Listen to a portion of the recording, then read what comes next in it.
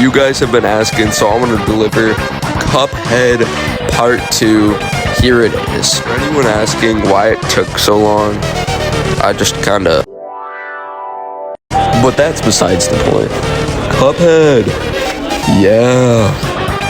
After the first part's massive success on YouTube of beating Inkwell Isle 1, we are now moving on to Inkwell Isle 2. And after a firm talking to from Elder Kettle, we could finally move on to the first boss of Inkwell Isle 2, Baroness von Bonbon. This boss is kind of weird because for the whole first phase, you kind of just have to dodge her random candy goobers, and not a single one of them is hard in the slightest. And for the second phase, the only actual trouble is her head lobbing straight at you. And you're probably thinking that there's a third phase that's actually hard and makes this fight a good fight. But no, that's actually it. This fight is genuinely so dumb. Anyways, with that crazy hard fight down, we can finally move on to a fight that's actually fun. I have a lot of reasons why I think this fight is good, including it having generally precise movement, although not having too many objects to the point where you feel overwhelmed.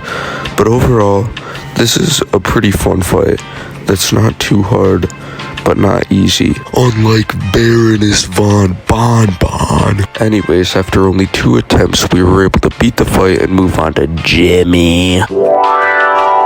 This fight is by far second place for the fight that caused us to die the most times in the main game. We died over and over and over again. But after a little while of fighting and dying on the last phase, we managed to beat Jimmy the Great.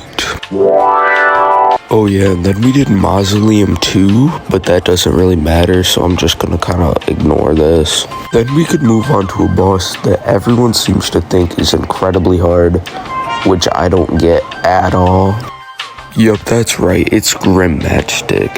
This fight is actually so easy if you just use Lobber and know how to do basic platforming. All of his attacks are slow, and there's not even that much that you have to dodge. So ignore the fact that I died like instantly and then Smokey carried the whole fight. Aside from that, we beat it pretty quickly.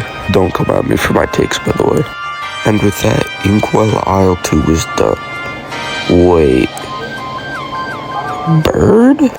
I am not joking, by the way. I legitimately forgot about this fight. It's nothing really special, though. It's just like kind of another plain level. But with that done, now we had actually beaten Inkwell Isle 2. After another cutscene that I did not pay attention to, we fought Rumor Honeybottoms, which is just Grim Matchstick but 10 times harder, and I will defend that claim.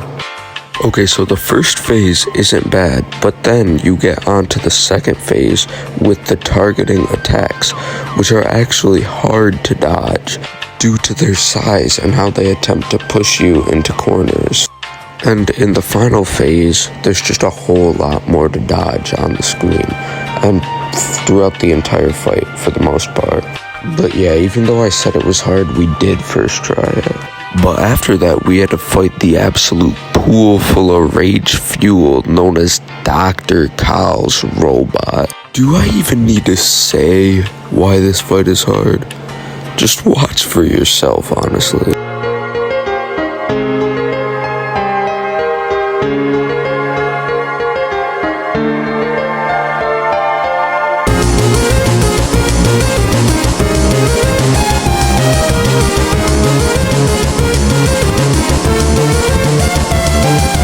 But yeah, after like 30 minutes, we beat Dr. Carl's robot. And after we beat up Carl, we had to beat up an old woman.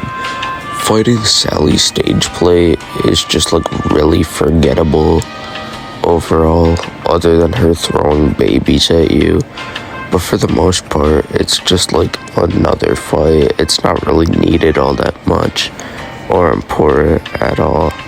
But yeah, with her defeated, we were nearing the second half of Inkwell Isle 3. And now is overall another one of my probably favorite fights, Captain Brimy Beard. In this fight, there's a lot of things going on at once, but still manages to flow really nicely. A lot of people think the barrel is really annoying, but I honestly think it adds on to the experience. And I mean, come on, he's a pirate. How can you not love him?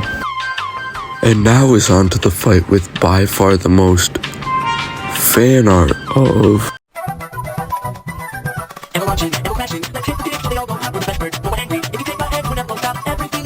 Anyways, it's pretty much just Jimmy the Great but in the sea. I mean, it's not necessarily bad, there's just like nothing really great about it, but we beat it decently fast. And then there's like these railroad guys, I guess. They're like ghosts. That's pretty cool. Yeah, I'm gonna be honest, I did not remember the Phantom Express until we played this. It is genuinely such a forgettable boss fight. It seems more like a mini boss. It's like, I wouldn't say it's easier than Baroness von Bonbon, but it's like easy. It's really weird. And then we walked all the way down to Inkwell Hell just to remember there's a rat guy? So yeah, Werner Werman is a fight that exists. It's pretty much just fighting Tom and Jerry from Nazi Germany, which is cool, I guess. But yeah, this fight doesn't really matter at all.